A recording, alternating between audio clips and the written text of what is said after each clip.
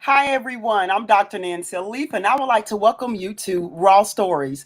I am so excited about this Raw story because we have two women who thrive, women who are actually thriving, who are living their life in a way for you to be an example for you as well as learn from. Our first wonderful guest is Casey Grant. She is a trailblazer and a jet setter. She was among the first African American stewards for Delta Airlines. Born in Jacksonville, Florida, raised by a military family, she loved flying and traveling the world. Her traveling spirit began with starting school in England. Later moved to Africa and finally moving here in Chicago. Let's bring wonderful Casey Grant on. Hello Hi, there. Casey. How are you? Peachy Keen, that's how I am. I'm doing good. Thanks. I am so excited that you are here on Raw Stories today. Please tell us a little more about yourself. Well, you got a lot done at that point. Yes, my father was military. He was in the Air Force. So we were stationed all over. As I said, I started school in England, lived in Okay. Tripoli, Libya. And all of the stories in my book obviously kind of tell you a little bit more of the connections of different things. My brother performing for the Queen and Gaddafi being a rebel back during those days when I was a child and knowing I knew about it, but of course I didn't know the impact of everything. Hmm. And then of course, yes, settling in Illinois. And I started flying for Delta. Um, and I flew for 35 years. It was my dream job, but as the book tells you, the trials and tribulations, they weren't hiring blacks. So Right. And that's amazing. I'm that glad was you a said challenge. that. Wow, I'm glad you said that. They weren't hiring blacks. Especially right now, what we're going through now. And I think we was talking about it early before even the show started about how a lot of people are grieving based on what's happening in our country. And it was good to see even New Zealand, they're doing parades and understanding the impact and around the world are seeing what's happening. And so your story is very important right now because of how you all handle yourself during that time. Please give us a few examples. And I know that I can't wait for people to read your book, but give us an example when you had to, keep your head up and do what you need to do to, I guess, to keep moving forward, especially encouraging people right now today. Absolutely. To keep moving forward. And that is the key word. And it's all a simple word, determination. It's Mm, about, I wanted this job and nobody was going to take it. I knew that I was able to do it. I knew that I was just as qualified as the other ones, but discrimination was there. Um, it started with discrimination. It was funny because my roommate was from New Orleans. And okay. I don't tell this story in the book, but everyone is watching us. Hmm. Well, my roommate was like a hippie, and Okay. we were studying one night, and the dead mother comes in and asks, "Had anyone seen her gold cigarette lighter?" Everybody had seen this gold cigarette lighter, so of Wow. course I didn't know. I hadn't seen it.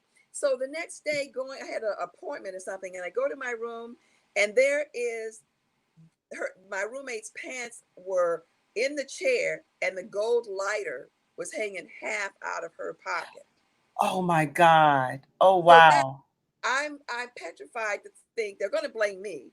First of all, she could say Hmm. it's me because I'm black, she's white, and Right. it was a dilemma. And so I did approach her in some kind of way. I said, I don't know how you're going to do it, but you got to get it back. Mhm. So that was the beginning of. She turned out to be a pretty cool girl. I mean, she was a hippie, and hippies back then they were like free love, who cares? But moving on to bigger things. My Hmm. first base was Miami. Finding a Okay. place to live was hard. They would Hmm. you call the typical thing, you call, they had an apartment. When you get there Wow. and they see you're black, they don't have an apartment. Burning Wow. crosses behind my house, the Palmetto. We lived by one of the large expressways, and Hmm. when they had Ku Klux Klan or whoever burning crosses, so it was an adjustment because military life. My father experienced it. I did Hmm. not as a child. We were Right. all Americans, Hmm. So those type of things that would happen. And another story. So we're moving kind of fast. After I finally got an apartment, you would have to allow yourself more time because the cab driver would come, and if he saw that you were black, he would move on. He wouldn't pick you up. So those are the type of things that's kind of was discouraging back then. Wow. I remember even a story you gave an example. I think it was the first African American male that was a flight attendant. And he, Yes. for the hotel room, um, he went New York, and he went for his room and they refused to allow him to even stay in the hotel, even Yes. though Delta paid for him for a room. And he Yes. rode around, I believe, and then he found, got back on the plane. So I like, wow, that's Yeah. just. Yeah. To add the fill in the blanks of that story, you're right. He had a room. Delta did Mhm, pay. Delta was very supportive. I always like to say that. Delta was very supportive of us and mhm. protecting us. But yes, Eugene Harmon, and he's still flying. He's still flying. Wow. And yeah, so when it came time for him for his room, they told him they didn't have a room. And Mhm. so he got in a cab and drove to all different hotels all night trying to find a room, and nobody would give him a room. The sun was coming up, and he finally Mhm. went back to the original hotel and decided he would just sit there until everyone else came down. And the captain happened to come down early and say, "Oh, Wow. you beat me. You're earlier." He said, "No, I haven't been asleep all night." He didn't have a room. Yeah. So those are the different things that we had to endure. And you did. And you did stay with it because you wanted the job and you weren't going to allow anyone to tell you you couldn't have it. Wow, I love that because the idea, especially right now, I think people need to hear, even though you went through a lot in order for you to do what your desire, what you wanted to do, you did not Yeah, allow another person to stop you from doing it. Because you absolutely. could easily just say, forget this is not worth it, you Yes. know. So how do you get that type of strength or that determination? How, especially today, most people, what can you say in order to encourage people to keep moving forward and not giving up? You know, I think it starts with the encouragement of your parents, because our parents always encouraged us that we could do anything we wanted to do. So I think it starts there. I was always very confident. I wasn't disrespectful to adults, but my mother and father spoke to us in a respectful way. So I wasn't going to allow someone else to disrespect me. So I think it just because of my personality and my determination that I stayed. I never had, I never ever thought at one time that I was going to quit. That was never an option. I never ever thought I was going to quit and go home. I was never going to be defeated. Wow. I Yeah, love that. yeah, Wow. Just because you knew already that you weren't going to be defeated, regardless of how you was treated, regardless of what people said, you still yes. stood your ground. Wow. And we stuck together, as you read in Okay. the book. We stuck Mm-hmm. together. So you had Yeah. the encouragement from the other flight attendants. We would see when they started to hire and they sprinkled in.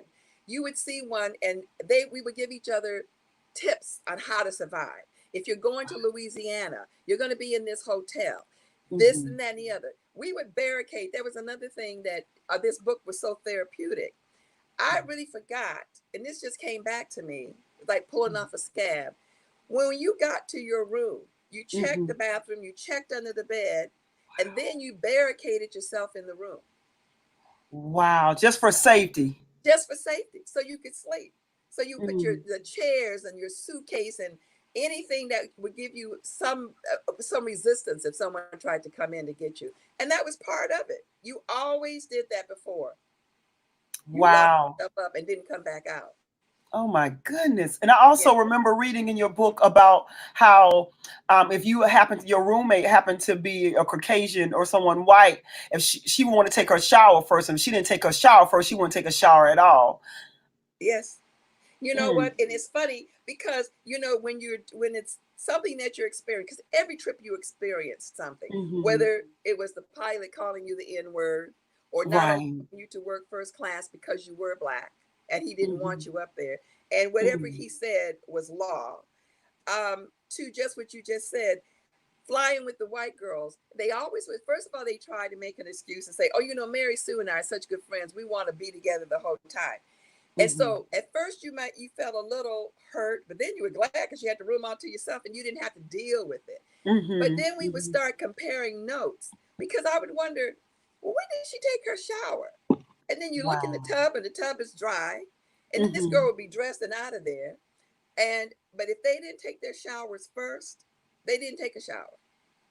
Wow. Yeah. Wow. They did not want to take a shower after us. And then that became something else we would talk about when you got Mhm. with the other girls. It's like, well, did your girl do this? And you were like, I guess that, hey, they're the ones smelly. We weren't. Right. And so Yeah. now today, that was years ago, and now today, how are your relationship now? How are because we see the change, we see more relationship. Because I'm thankful to say I do have friendships around the world, color, different races, and different ages, which is a blessing because I know people like yourself, went before us and helped us. So today, how is it today for you? Today, there's always going to be, you're Black. There's always going to Mhm. be racism. There's Right. always Hmm. racism. Hmm. The airline industry, I think, is still behind. They still don't Hmm. have as many Blacks in the positions as they should. Delta Hmm. just got their first female Black captain about Right. 2 years ago, just two Hmm. years ago. So Right. we still have to have room. So I like to say and give the shout out for the girls in Chicago. We were a family. We were Got it. young. Hmm. And they came from all over the North, Hmm. and so Hmm. their attitudes were different. There were prejudiced girls. There was one in particular because my best girlfriend was white. Let's Got it. I love it. so yeah, so Yes. here we come, and we're dealing with racism. And I don't know why Debbie and I are the best of friends. We're so opposite, but we Hmm. are for the last 50 something years. And the white girls were talking about me. One white girl, they thought Hmm. Debbie would join in. No, she got them Wow. straight. And we had a lot of white girls who did that. That later on Hmm. we found out about because they never told us. But they would Wow. fight for us behind our backs, and they would set racist people straight because they liked us as individuals. And Hmm. we are still a very close, retired, because we're all retired, but we're still Right. very close because we grew up together, Black, white, Asian. Yes. Yeah, we grew up together. I So love that. yeah, but there's still some Yes. things that need to be changed. There's still a lot of Hmm. issues that need to be addressed. But Hmm. that's life, as we see, because of all the Yes. protests going on right now. Right. It's Hmm. never gonna, it needs to be improved. I don't know how much of it'll ever go away. Right. Yeah, yeah, I can say it has improved, but like you said, we still have a ways to go. And yeah, I just love that. I love the idea that you was also able to recognize even our white and brothers and sisters that are out there that yeah, are willing to fight, that are willing to take a stand and not be silent. So we also want to applaud you all for understanding and being able, yes, to see what's do. going on and having a heart. And I love my friend Latasha Morrison. She's the leader of an organization called Be the Bridge. And I love how encouraging people to be the bridge of relationships crossing, coming together and learning and understanding what's happening. And Yes, so being a bridge builder, agreeing to be a beer bridger, a bridge builder is yes, a it's something that we need to applaud, and we want to thank everyone out there we that are willing to do what it takes to help us come together in unity. and let us not forget that all of this that we've gone through, and we do know the division, the looters, Hmm. the ones who are protesters, and we do have the looters. We have to keep that in mind because this is Right. good awareness. And with all the world chiming in Hmm. because of lack of leadership, a lack of Right. a lot of things that we know, but we Hmm. cannot forget we are doing so much, and it cannot Right. be dropped. The ball has to continue to roll. Right. Wow. Wow. And we want to also now talk about your book. Thank you so much for letting us know about the history as well as what you've gone through, as well as allowing us to see your strength. I love, like one of the watchers or viewers indicated, that you are a trailblazer for sure. And she also indicated, I think the same person, she started and was doing it to leave when she decided to. Wow, to live in the world and had to put items behind doors all the time. And then you walked out smiling because you were a lady. We were Mm, among the movie I love stars it. in the sky.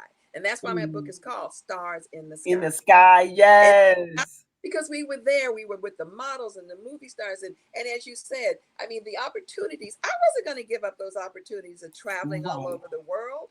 I've Mm-hmm. always loved people. Being from the Air Force, that's what you do. And Right. but the different every day you went to work was a lesson. You Mm-hmm. learned how to work with different people. You learned how Mm-hmm. to smile. You learned how, on one particular thing I had, like a guy was trying to cause a sabotage actually on the airplane.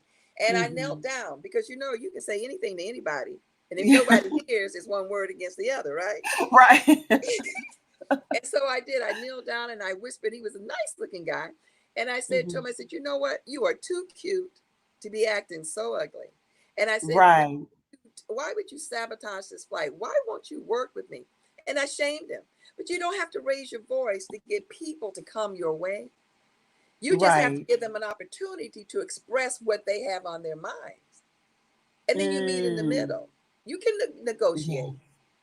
Right. I love that. I love that. I love what you first did was you complimented him, acknowledged him, and then you allow him to see, okay. And then he had to think about it. Is it worth? Why am I doing this? So that's Yeah. good. You also using psychology.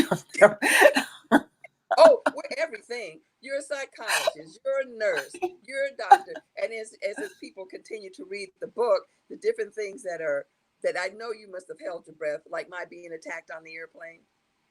Wow. Yes. Yes. Yes. Yes. Like, oh my God. Tell that. Please tell that story. Just a little bit of it. Just. Well, okay, just quickly because you have to buy the book to read it, but you have, so Yes, I you have to want buy this awesome book. You have to buy her book. Oh my God. So this is it right here, you all. Hope you can see it. Stars in the Sky, stories of the first African American flight attendants. You have yes. this book is amazing. I just can't put my hands on, it's so good. And you can purchase her wonderful book on Amazon. You can get the paperback or you can get the Kindle version. Just know you will not put it down until you complete it. I really enjoyed it. But please tell them a little bit about the fight. Please tell them a little about I it. will say that. But and let me also give another plug or some insight, more insight on the book. Okay. It's black, Hmm. it's African American, unknown, untold stories, pioneers Wow. in aviation. And that's the whole point of it. I wrote the book, but it's Hmm. for me to, I want the black flight attendant to get her Mm. position in aviation history because no one Wow. knows the trials and tribulations that we went through. We were Mm. fighting for civil rights in the sky. Wow. We were fighting for civil Wow. rights in the sky. And so people don't understand that. And so Mm. I was just blessed to have written a book that you love and people are enjoying. But there's so much. We have our own Black Wright brothers that you Wow. don't Yeah. even know that these two Black men Mm. flew an Wow. airplane. So Mm. you must read it, not just because it's about stewardesses, it's Black pioneers in aviation. The Top Yeah. Gun trophy was won by a Tuskegee Airman. The government did not acknowledge him for over 20 years. Wow. Everybody knows Mm. Top Gun because of Tom Cruise. But Mm. Tuskegee Airmen won that competition every year and they never got their acknowledgement. It's in the book. So these are the Wow. things you have to watch. You have to hold your head up high, Mm. realize what we have done in aviation. The first Black astronaut. Mm. I'm writing a book now for children, and it's Mm. the first of. It's the Mm. first of them knowing about a Black astronaut. The Mm. first fighter pilot, female fighter Wow. pilot for the Navy. You don't know these things. You need to know. So now I'm going to tell you a little history of something that's going to hold you because there's so many things. It's the hijacking, it's the murder, it's murder, mystery, it's adventure, it's everything. But this particular person, I Hmm. was attacked on the airplane. I Wow. I'm a lady, but the ghetto came out in me, and we had a little fight on the airplane. No survival came out. That's Survival came out, and we were fighting on the airplane. yes. And anyway, yeah, because the beginning of the story is Hmm. she was in Europe. Her boyfriend was going to propose to her. He Hmm. got over there and came to his senses and realized that he did not want to lose his money to his common law wife. Wow. And so they get on the airplane, and I'm sitting there after the service because I had noticed they were kind of arguing. But you listen and then you don't. You observe and you retain it. You keep moving. Hmm. So I'm sitting there after the service is over. My feet hurt. I'm tired. I want these people to go to sleep so we can start taking our breaks. And he Hmm. walks up to me, and he's got blood on his hand, And he goes, look at this. And all I see is blood. I don't know what's in his hand. And he says, she knocked my tooth out. Wow. So she took the telephone and knocked his tooth out. Wow. Now that's the beginning. You have to get the book to read how I had to go into my survivor mode. And we were on the floor, on the airplane, fighting. Wow. Oh my goodness. And you Wow. read it, so we can talk later. Yes. You Yeah. about some more details. And I don't want to give it away because I can. So that's why I'm saying, wow. Oh, it's an interesting story. Oh my God. I love Miss Murder, Mama. I call her Mama Murder. She indicated that she cannot wait to get a copy of your book. So that is awesome. Tell her, Please. and then too, tell her about the book club so that they can. Oh, yes. Yes. No, you go ahead. You go ahead. Go ahead. Okay. Well, I just launched it 2 weeks ago. It's called Stars in the Sky, Wine Down Wednesday. And we all come on and have a little cocktail together. And you're designated to read so many chapters. And then we come in and we discuss it. So no, this is not a book club where we're going to be reading other books. We're only going to be reading Stars in the Sky. So this session will end at the end of the month. And then I will be starting another one up, then obviously sometime the 1st of July. So your admission to the book club is to buy the book, read the book, stay in tune, and then we get to talk. You get to hear some of these stories, behind the scene stories, and ask me questions about it. And I love the interchange. I love it. It's wonderful. Wow, I love that, Miss Casey. And please know what we're going to do to help to make sure that you are available to join her wonderful book club. We're going to provide your email address, or I may just do like a sign-in form, and then I can give it to you, Miss Casey, and then you can invite them to the book club, which would be awesome. So I would do that after this, and I just create a form for you and get the information so you can even have it for future references. And then you have my website. They can go on my website, stay in tune with what's happening, and then with that too. And so that would be a wonderful thing to and I have special cameo guests that you are going to be so excited that I don't tell who's coming. Okay. I love it. I love it. Yes. And plus, you also want to connect with Miss Casey. You want to network. I purposely bring people on Raw Stories and Women Who Thrive so you can build relationship and connect with different women around the world. And I love the idea, even what you said with your parents and growing up. And I think the idea of you from going to Africa and going, England and being exposed to different countries, and that's encouraging traveling. I know right now people can't travel because of Corona, but it's very imperative that you do travel, that you do expose yourself to different people around the world so you will feel comfortable. And I love what, go ahead, Miss Casey. No, and you're right. And absolutely, you're so right. And and the things, the opportunities I've had, God is just so wonderful and has blessed me. As I say, I've met 3 presidents, and I love the story that I tell about meeting Barack. So I'm at in Washington, and he's walking by. He's going to shake everyone's hands. Well, Michelle comes first, so I'm right there in the front. I'm at the Black Caucus. I'm right there. So when she comes, hi, I'm from Chicago, and I start to say something else, and then behind me, this woman goes, "Chicago's in the house." I mean, really. But okay. So I was like, "Oh, really?" So, but Michelle, elegant, beautiful woman, chimed up, didn't make anyone belittle anyone, and she chimed up. We start talking about our hairdresser because it's the same guy we all had. We're talking about we're having a good time. So then Michelle says, "I think I better move. I better move on." So we said, "Oh, we love you. We love you." So I'm looking at her as she walked away because she's so beautiful and elegant. So I looked at her as she walked away, and then I said, "Obama." So and he's sitting there like this. He's looking at me like, "Really? I'm the president, and you are talking to Michelle about Chicago? Really?" So I was just so flabbergasted. Then I'm not usually lost for words, but I was like, "Oh, hi, how are you?" So anyway, so he said a couple words to me. I said a couple words to him, but I met my president. I love it. That is so sweet. And I also noticed a picture of you with President Jimmy Carter. Is that correct? I was with the Carters for 8 days. Wow. Assignment with Delta. I met Bill Clinton. And there's no telephone, no cell phones at that time, way back. Not everyone had one. So when he shook my hand and he looked into my eyes, there was some charisma going on there, baby. I don't know, Bill, baby, you got it. I ran to the telephone and I told my mother, I said, I just shook his hand. I said, I'm never washing this hand again. Oh, he looked at me. He looked through me, not in a disrespectful way. Right. He just, And he saw you, he acknowledged. yes, Right. he knew I was standing in front of him.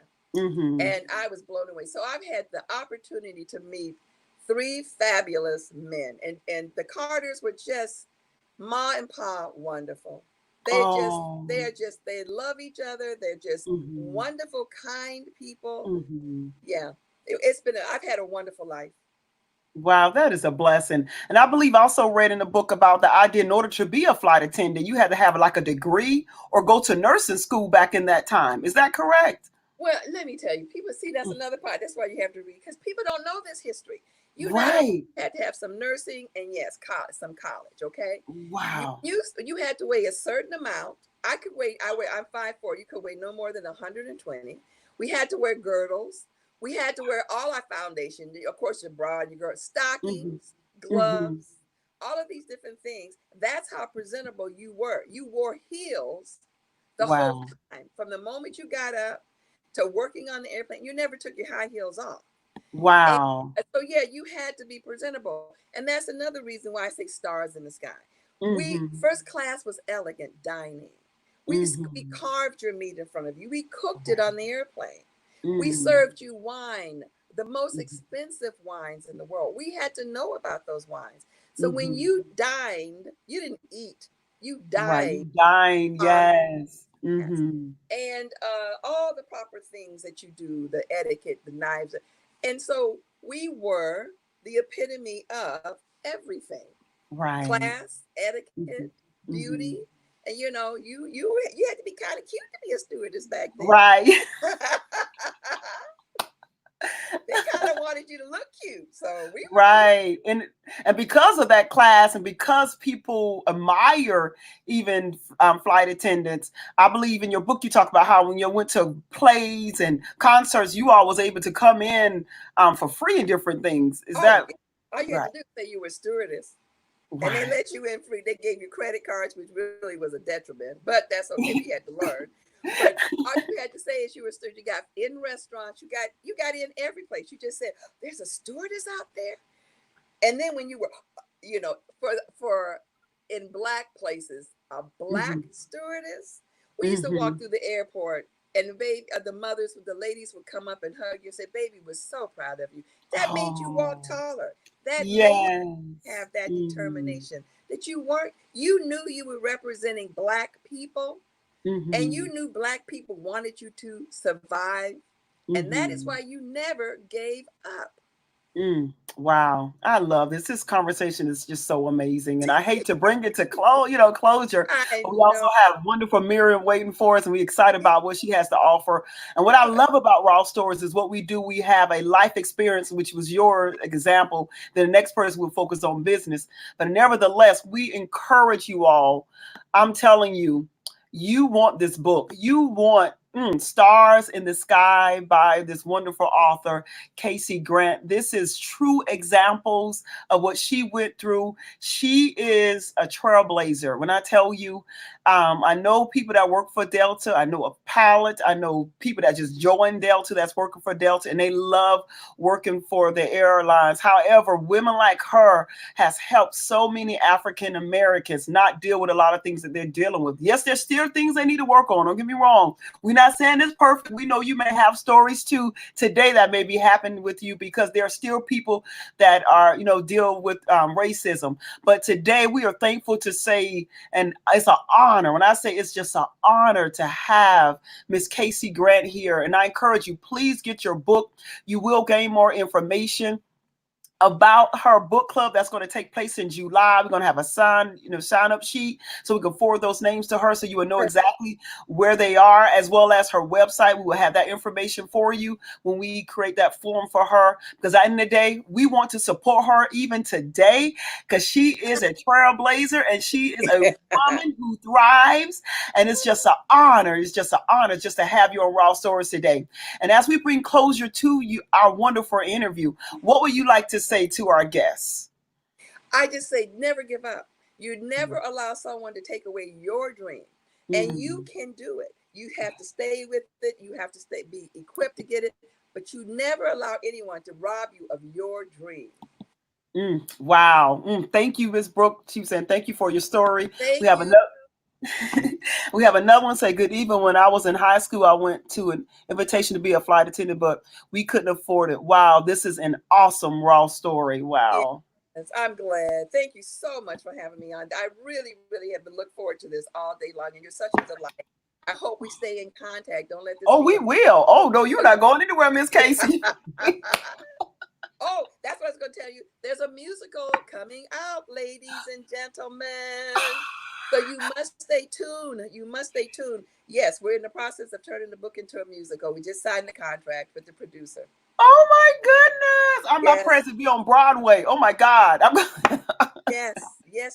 So stay tuned, stay prayerful. Please pray for all positive energy to surround me, because that's what God has. I've just been obedient and patient, and He's really blessed me with all the wonderful things. So stay tuned. And I want to stay on and listen to your next guest. Oh, please do. Please do. Oh, wow. Oh, that was Tashana. Tashana wants you to know this is Tashana. She said, hey, Tashana. Oh, I love it. Well, thank you so much, Miss Casey. Just know you are just wow. We have to stay in touch. You're not going anywhere. So just know that it's an honor. We also want to invite you to Women Who Thrive. We want you a part of the group. We want people to know your voice. We want you to be one of those trailblazers also in that group, because that's who you are. You are an example. You are a leader for us. And we just appreciate I just say it's just an honor. Know that I believe it's a God thing that connecting us. Yes, and so I agree. Thank you so much. Thank you so much. I enjoyed it a lot. Thank you. All right, bye. Well, our next wonderful guest, I'm so excited. Her name is Mariam. Mariam is a coach, and I'm going to let her tell you more about herself, because I don't want to take anything away. Come on, Mariam, let's bring you on. How are you? Dr. Nancia, so excited to be here with you today. I am so happy you're here. So tell us a little about yourself, please. So if I'd say that in a sentence, I'd say I'm an economist who became a humanizer. So I actually graduated from an economical degree here in Egypt, and I worked as a business analyst in one of the big multinationals here in Egypt, and then I decided that something wasn't working for me. I was still lacking something. I was performing very well. My CFO was so happy with me, but I still wasn't that ambitious, or I didn't want to grow more in that place. I started looking into different areas in my life. What am I passionate about? What would I like to be getting out of this life? And humans were always on my mind. I've been working for so long on growing people's potential, and hence this is where I am today, like working as a coach for the past 6 years. I've started it when everyone else didn't know what coaching was here in Egypt, and when I didn't have the support from those around me, just because they didn't know what it is. So it has been a very interesting journey so far, but I think, like, looking back at it, that's probably the best decision that I've done for myself. Wow. And so what made you change? I know you said you changed, now you happen to be a coach, and you've been doing that for 6 years. What happened in your life to say, I want to make a change and do something differently? So if we go into more details, so the weekends here in Egypt are like Fridays and Saturdays. So Sunday is the end of the week. So like it would happen to me that every Saturday evening that I start bursting into crying. And with no reason, while driving and coming back from an outing or whatever it is, it just felt like a little kid going back to school. Like, I don't want to go to that place again. And then it started affecting my health. And for me, it was a moment where I started facing myself. Am I going to get stuck over here and not care about my health just because I want to be in a position where everyone else says this is a good place for me, but I know 100% is not a good place for me. Mm-hmm. This was the moment where I decided that it's not worth it. It's Okay. not worth it being over there. And how I started to know that I'm more into human beings rather than Excel sheets, although that Mm-hmm. actually benefits me in my business today, Right. Mm-hmm. was that I started looking into the different extracurricular activities that I was doing in my life. And Mm-hmm. people was always one of them. I'd see myself like willing to give so much more time and effort when it came to any of those projects versus actually giving time or attention or efforts to my work. Mm-hmm. And starting then, I started exploring like child development, counseling, coaching, and all of those areas. But the more I got into coaching, the more I felt that it was the thing that I was really looking for. Wow. And right now, I believe based on I was reading your bio, it talks about how you have provided at least 700 hours. Am I correct? Yes, that is correct. I Mm-hmm. actually have my hours working with individuals as well with corporates. I work a Mm-hmm. lot with managers and directors and leaders to create Mm-hmm. ripple effect. I totally believe that if you want to make change, it's so much more impactful and faster when you start from the top. When you have the Mm, buy-in of the leaders, it's so much easier to actually bring on that change in the whole organization. mm, Honestly, what I really believe in and what I'm trying to do throughout my all work is for people to take charge of their lives, is to own responsibility, is to own mhm, their choices and to make it as per how they desire. Not mm, be following or be restricted by their own limiting beliefs or by societal norms, but to mhm, really listen to what's inside of them and go after that. wow. And that's been, a coach in Egypt. Are men open to receive coaching from you, or do you just focus more with women? How does that work?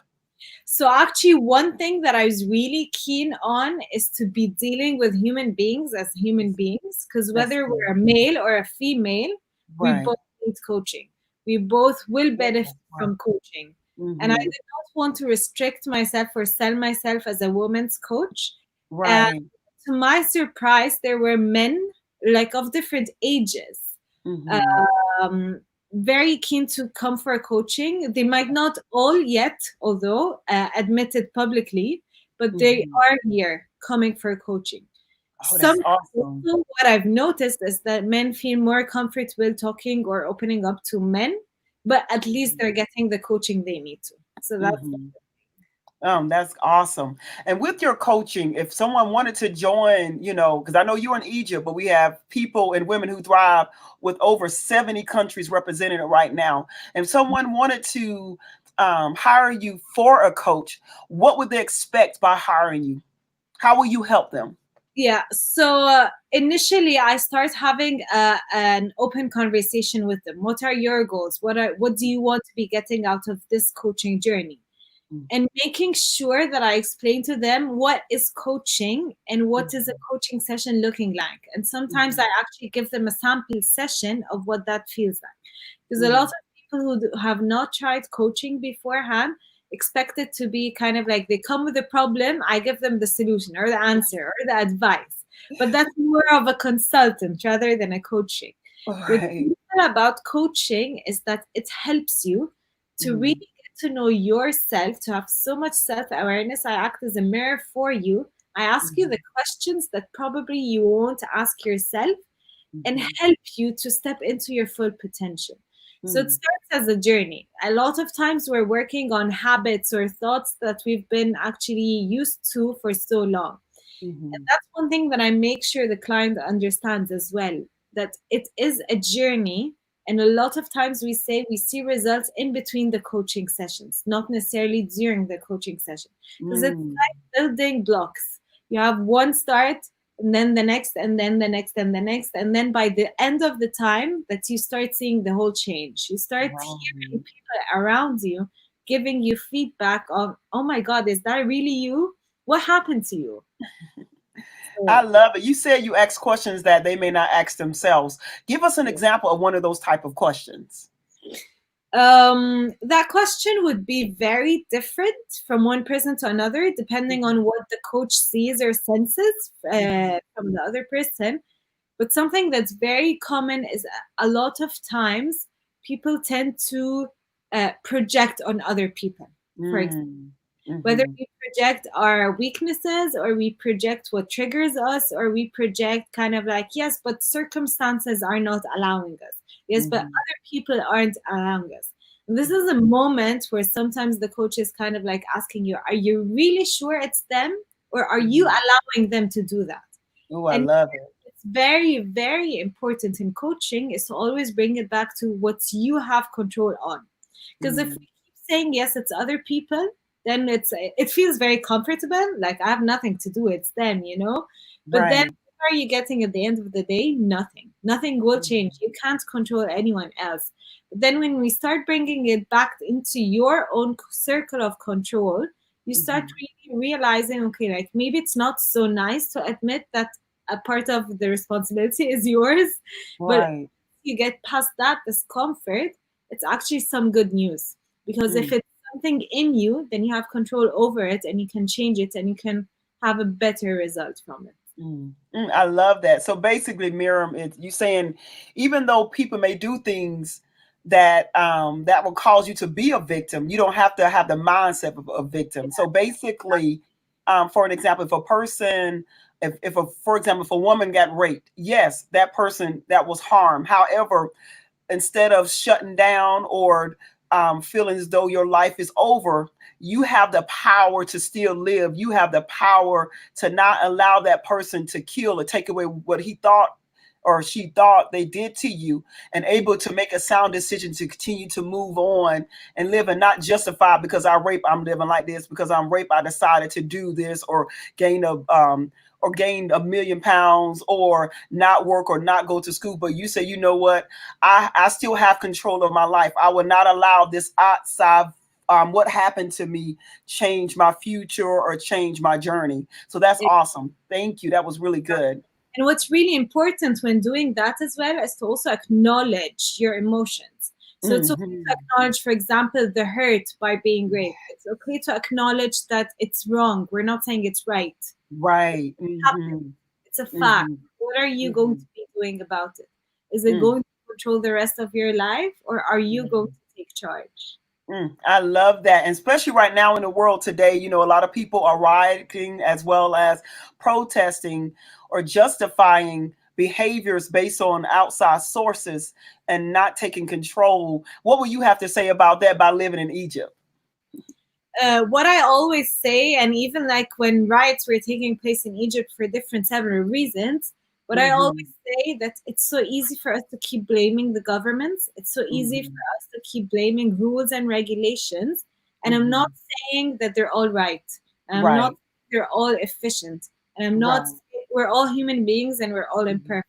But what I always encourage people, so instead of asking it from others, start with yourself. Give a proper or a beneficial idea.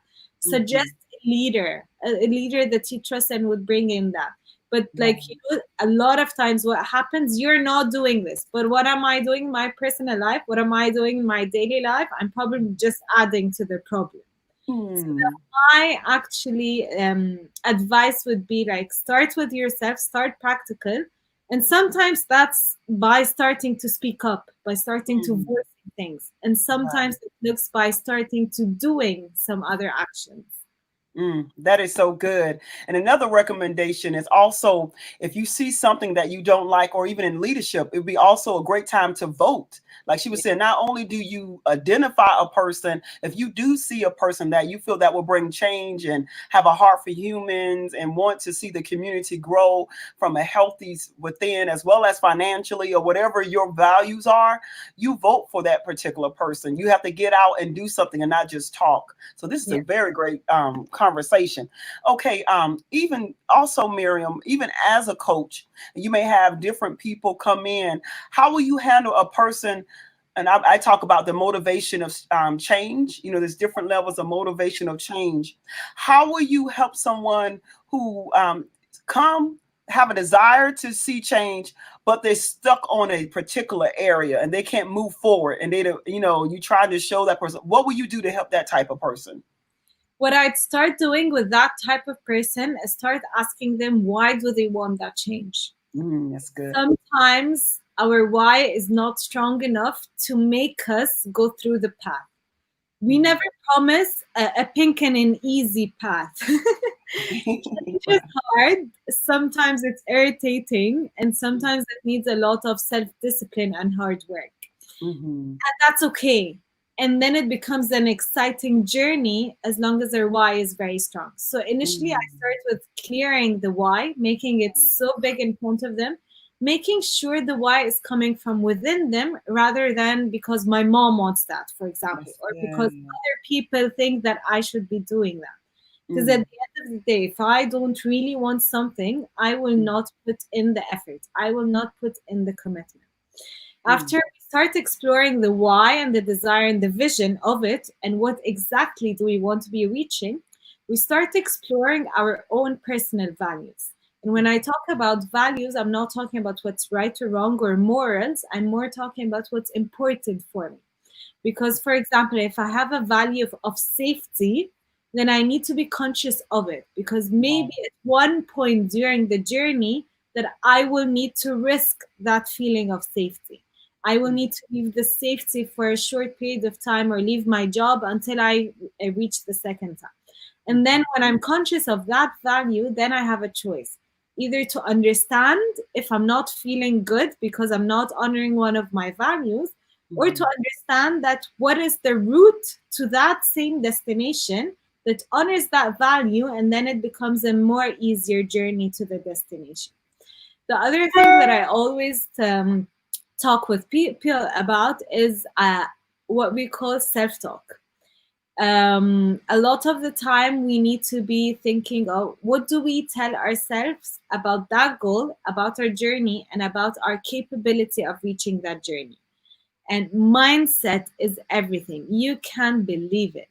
Mindset impacts us so much more than we actually think. And I have a program talking about mindset starting next Sunday. I always explore with people what they're thinking, what they would like to exchange these thoughts with, and how to exchange their limiting beliefs into more empowering beliefs to reach that place. Wow, that is awesome. And so you said this changing the mindset. Are you going to have a training on next Saturday, or you said this Saturday? Next Sunday. Next Sunday. Wow. So how will they be able to sign up if they wanted to join? So if you'd come to my Facebook page, which is Mariam Moussa Coaching, you'd find the flyer over there. Or if you find me on Instagram as well, under Mariam Moussa Coach, you're going to find the link in my bio there as well. And if you have any questions, you'll definitely find my details with Dr. Nancia, and I'm pretty sure she can forward the link to you. Yeah, it will be an honor to forward the link to you, because I'll be honest believing you're able to honestly control this right here, the mind. Yeah. You are on your way to soar. You're on your way to thrive, because at the end of the day is how you think is honestly what you become. And so even with this type of training, what type of things that they will gain by coming to this training? So initially, we're going to start by understanding how our brain functions, how our brain interprets outside events, and what impact does that have on us. And then when you start understanding the whole process and the structure of your mind, you start understanding the choices that are available for you, the power that you have over your mind, and how you can control that. What's really good about this training is that it's all based on practical and proven techniques by neuroscience and coaching as well. So it's very scientifically based, it's very practical, and the training is spread along 5 weeks. So we're meeting once every week for 90 minutes online. So it's all virtual and you can attend from everywhere around the world. And the best part of it is that we're having a support group between each and every session, so that we're all living the whole theme, living the learnings in our daily lives, so that we actually, by the end of the time, start seeing some practical change, and it's not just theory that we've learned about. That's good. And when you say practical change, give me an example of practical change for a person may gain. at the end of the training? For example, there could be a journaling exercise to start understanding what are your limiting beliefs. And then you start creating some empowering beliefs instead. Then we start taking some mantras that we could be telling ourselves about those empowering beliefs. Another time, we could actually be talking about what we call as saboteurs. And saboteur is that voice that always self-sabotage ourselves. You know, when you feel guilty, like, I should have done this better. No, winning is not for me. Success is not for me. And all of those voices, we have an assessment for you to understand what type of saboteur do you have. Where is that coming from? What is the need for it? What can you do when that voice shows up? And then you practice it throughout the week until we meet the next time. And sometimes you actually come up with an action to be held accountable for amongst the whole group. And that would differ from one person to another depending on what insight you're getting out of that day. Oh, I love it. It reminds me of cognitive behavior therapy, what we do for therapy as a therapist. It's more like a cognitive behavior approach. So I love that. And I can see how, even with those steps, it will allow a person to change and even change your behaviors because you change in here. And you also feeding on those thoughts consistently in order for them for their body to start changing, or their behaviors normally will be a part of who they are. So that is awesome. Anything else you would like to say before we bring closure to your amazing interview? I'd like to really encourage each and every person to lead their day before the day leads them. It's very easy for us to fall into the trap of following the wave or following how circumstances take us. And we miss so much happiness and fulfillment by being in that place. So I encourage you to always start your day by planning what you want to get out of this day, by planning what you want to get out of this month, by planning what you want to get out of this year. And given the corona that's happening around the world, we're all kind of like easily pushed into a corner where we could easily say, yeah, I didn't do this or that because of corona, you know?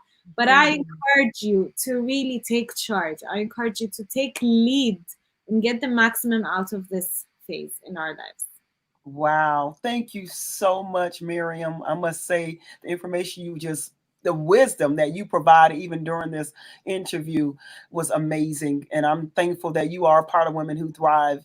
And my hope is that people will network with Miriam. We purposely bring people on Raw Stories, especially women and women who thrive, for you to build relationships and connect, as well as take, charge of your life, as well as learn from them and use their services. And I believe one young lady said, yes, lead the day instead of let the day lead us. And we just want to thank you so much, Miriam, and know you are always welcome. Anytime you would like to do another interview, you are always welcome. If you have anything new coming out you want us to know about that you will offer, please know we look forward to learning from you. Thank you so much. It was truly a pleasure to get to meet you face to face and to get to be here with everyone today. And I'm so looking forward to those lucky people who are going to be joining the program next week. Yes, on Sunday, next week, Sunday. Yes. Well, thank you so much, Miriam. Please know it's an honor to have you on Raw Stories. And even as we bring closure to Raw Stories, I want to thank all of our listeners as well as our viewers for watching Raw Stories consistently. We thank you for your support. We thank you for even your encouragement as well as your engagement. Because of you, we continue to go on. Because of your engagement, your interaction, we want to give you the best. And my hope this week that you did gain something. My hope that this week that you learned something from Miss Casey has even though she went through different things as a air, Lord, my thoughts are going, even as an air, not a pilot, Lord forgive me. I'm trying to figure out, I don't know, my thoughts are going. Anyway, even as an airplane attendant, she had to go through so much, even as American flight attendant. And she talked about how she was able to go through and still keep her head up. Today, I'm encouraging you to do the same. I'm encouraging you not to give up. I know this has been a very heavy week for a lot of us. I know for myself, it has been a very emotional week based on what's going on. and hearing stories like these, as well as listening to even Miriam, understanding even though things outside of us may happen, we still have to focus on what we need to do to keep thriving. We have to do things in order for us to remind ourselves why we do what we do and put things in actions to help bring change and not be a part of the problem. And so even as we think about the next couple of days, I encourage you to do things to help you thrive and help other people around you to thrive, because we need you. We need you here to have a sound mind, as well as we need you here, your bodies, because you are very valuable, you are very important, and most of all, you are loved. And even as we give these raw stories, the purpose for them is to let you know that people have stories and they want the best for you, and most of all, they want you to thrive. And we have tools for you. For an example, with Miriam, she's doing a training for people to help with your mindset, to help change your mindset. And many of us need that. You can never get enough of that type of training. And so I will post her information underneath this wonderful conversation, as well as I will also have a flyer for you to complete, or a form for you to complete, for Miss Casey, so you can be a part of her book club. And I want you to get to know her. I want these people to become your friend, as well as a part of your network. Anybody I present to you, I want you to also have, because at the end of the day, it's about you thriving. I can't wait to connect with you next week with our amazing story for next week. Oh my God, it's going to be awesome. I can't tell you about it because it's always a surprise, because I want you just to come. However, when you're in Women Who Thrive, you get to see a little earlier. But nevertheless, I can't wait to see you. You all have a good night. I'm Dr. Nancia Leath, the host of Raw Stories. Bye.